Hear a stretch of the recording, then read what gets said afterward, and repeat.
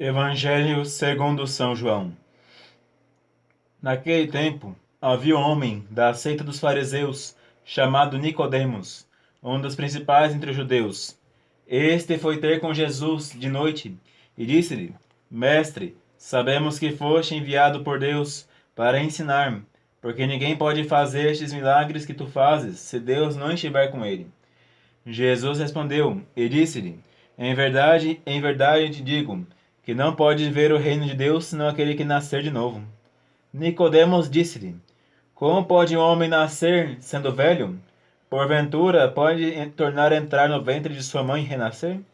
Respondeu-lhe Jesus: em verdade te digo, que quem não renascer por meio da água e do Espírito Santo não pode entrar no reino de Deus.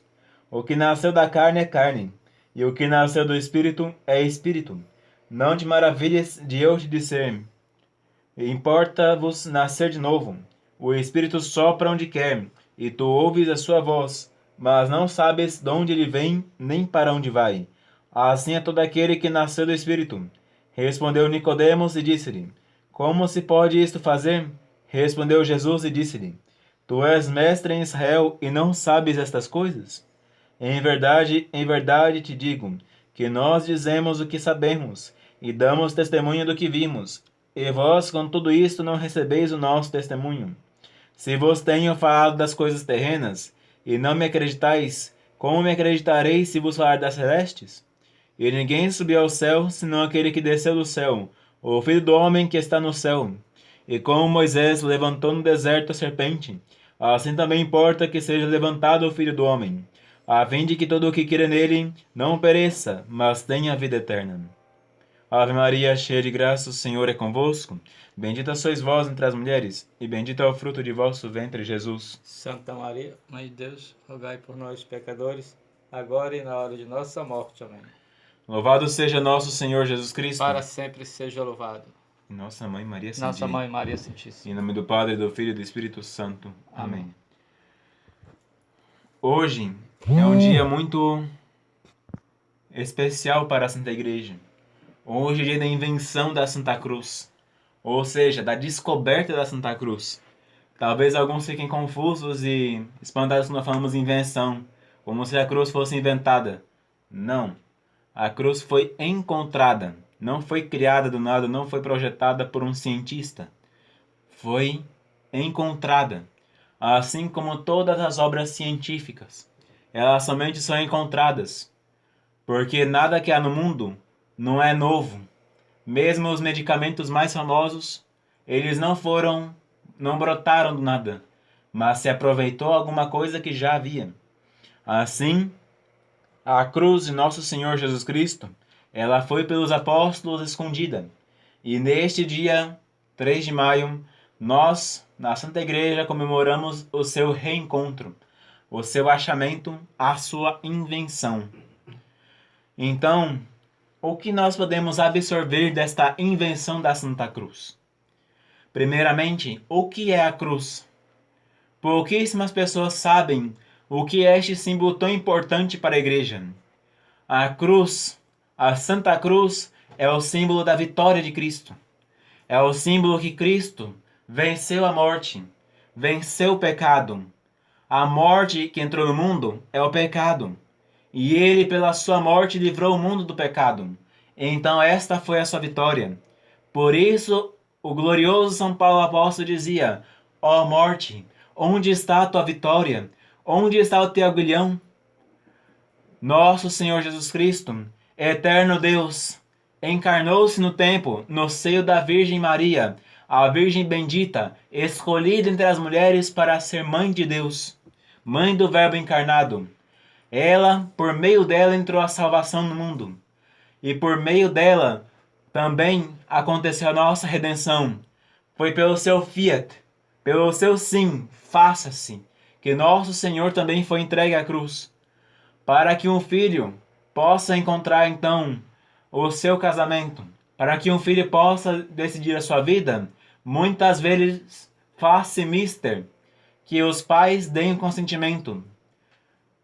A cruz de nosso Senhor, Deus onipotente deu seu consentimento e disse: faça-se. cumpra-se no meu Filho aquilo que deveria cumprir-se com a humanidade. A nós era devida a morte da cruz.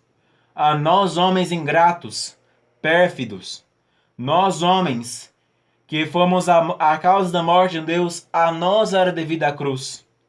Somente a nossos ombros deveria pesar aquele fardo terrível da Santa Cruz. Somente a nós devia pesar toda a ignomínia, todo o desprezo, toda a ignorância, tudo aquilo que vem de ruim, somente sobre nossos ombros. Mas eis que então o justo veio pagar pelo pecador. E para que ele pudesse fazer isso, fazia esse mister que seu pai no céu desse seu consentimento, mas também a sua mãe aqui na terra. Fiat, faça-se. Que nosso Senhor entregue seu Espírito a Deus e então remita, ou seja, dê a redenção ao gênero humano. Por meio da cruz, cruz salvadora, veio para nós a redenção. Por meio do sim de Maria, o sim de Deus Pai, nosso Senhor Jesus Cristo morreu na cruz.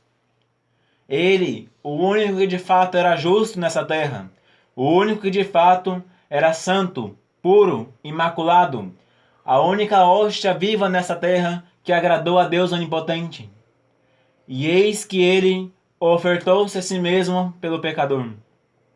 Como dizia Santo Afonso de Ligório, que um rei encontrou um inimigo, um da sua casa, fez um grande crime em seu palácio. E eis que o filho do rei chega ao seu pai e fala: meu pai, eu amo muito este teu malcriado. Dê-me a graça de morrer e cumprir a pena em seu lugar.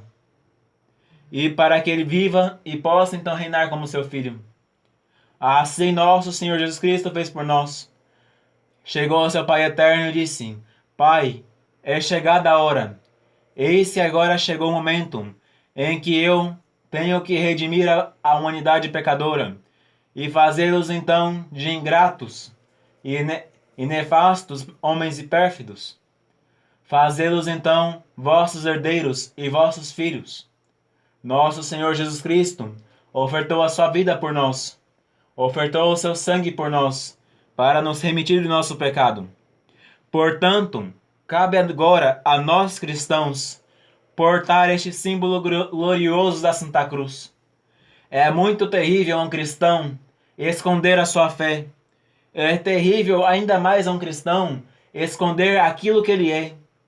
Como é que pode uma pessoa disse cristão, uma moça disse cristã, e quando vai pela rua anda com as modas no mundo, anda mostrando-se como se fosse uma filha de Satanás? Não, uma criatura dessa não é uma cristã. Ela é filha do demônio. Nosso Senhor morreu para salvar-nos nossa alma e salvar também o nosso corpo, porque o corpo também é templo do Espírito Santo. Aquele que nasce da carne é carne, e aquele que nasce do Espírito é Espírito. Se nós nascemos no Espírito pelo batismo e entregamos nosso corpo em ignomínia, entregamos nosso corpo à depravação, então não nascemos do Espírito ainda, mas ainda somos carnais. Somos lodo e terra, e não cabe a nós o reino de Deus. A cruz não veio para nós, mas o calor é muito grande, e no inferno não vai fazer calor, não? O inferno queima muito mais do que a terra. O sol não queima, não ilumina o inferno, mas o fogo do inferno é pior que o sol 1000 vezes. Para aquele que ainda acha que exibir o corpo nu é uma coisa sadia, porque não vai sofrer calor, sofre-se o calor na terra e sofre-se o calor pior ainda no inferno. Lembre-se da cruz. Cristo morreu na cruz para salvar a tua alma. E a tua alma tem um templo, o corpo. Se o corpo é o templo da alma e a alma é casa do Espírito Santo que habita em nós, não podemos exibi-lo como se fosse um pedaço de bife no açougue. Mas temos que guardá-lo e preservá-lo. Lembremos o doce hóspede que habita em nossa alma, o Divino Espírito Santo. Um homem disse cristão. No entanto, em dia de domingo, vá para um boteco, enche a cara de cachaça. Estou falando do modo mais coloquial possível. Quando chega em casa, ébrio, embriagado, caindo pelos cantos, espanca a esposa. Depois, chega na igreja, oferece-se então para receber a hóstia consagrada no altar. Um homem desse é cristão? É um filho de Beelzebu. Está cego. Beelzebu é o rei das trevas. E homem desse não é filho da luz. É filho de Beelzebu, o príncipe das trevas. Se um homem é de fato cristão, ele não vai se oferecer a sua carne para os deuses estrangeiros, para embriaguez, mas vai manter-se sóbrio, vai manter-se constante, observador. Não vai dar mau exemplo aos filhos, mas vai ser um pai. Não vai dar mau exemplo aos fiéis se for padre, mas vai ser o verdadeiro pastor que guia o seu rebanho. Como é que pode um padre se embriagar? Ele vai ser um pastor? Não. Ele vai dormir o dia inteiro, enquanto as ovelhas se dispersam. O padre tem que ser sóbrio. O pai de família também. Ele é o pastor de sua casa. Se o pastor embriaga-se, as ovelhas fazem o que querem. Ele tem que ser sóbrio. Sobri estot et vigilate. Estais sóbrios e vigiai, dizia São Pedro Apóstolo. Não deixemos-nos iludir pelas doutrinas do mundo, mas não deixemos-nos iludir pelos prazeres, mas mantenhamos a consciência reta, mantenhamos a alma sadia, mantenhamos o corpo são, alma sã, corpo são. Se o corpo é estulto, o corpo é tolo, o corpo é um jumento ruim, é porque a alma perdeu o domínio. Mas se o corpo é regrado, o corpo é dominado, o corpo é regulado, então a alma é a dona da casa. Lembremos-nos disso. Se nós queremos o reino dos céus, temos que nascer de novo. E não podemos nascer de novo como filho do demônio, mas temos que nascer como filhos de Deus. Se nós nascemos como filhos de Deus, temos que mudar nossa conduta e colocar nossa conduta no caminho reto da salvação eterna, que é Cristo Jesus, nosso Senhor, com a sua cruz salvadora. Para encerrarmos o exemplo, Santa Helena, a santa que mais doou-se para encontrar a cruz. Santa gloriosa hoje nos céus e gloriosa hoje na igreja, mãe de Constantino Magno. Seu filho não é venerado como santo, mas ela sim. Mas não porque ela foi virgem, ela era mãe. Não porque ela era somente uma viúva penitente, ao contrário. Por causa que uma viuvinha por aí, é porque ela fez uma grande penitência. O objetivo final de Santa Helena em buscar a cruz era pagar o seu pecado.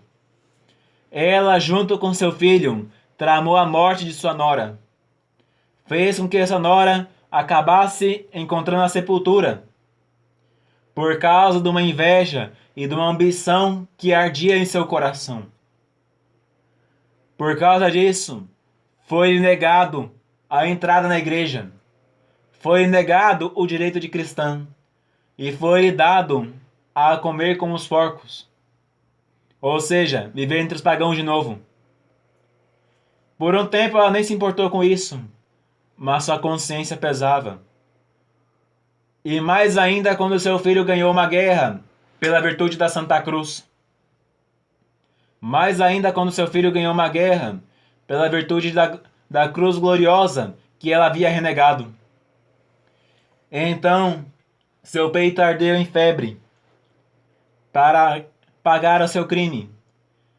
E ela foi atrás da cruz. Não pestanejou, mesmo aos rogos de seu filho, mesmo em contradição com todos aqueles que estavam ao seu lado. Não renegou a cruz, mas foi atrás. Arqueou tudo com seu dote, para que ela pudesse pagar o seu pecado. Se nós somos cristãos, temos que fazer como Santa Helena.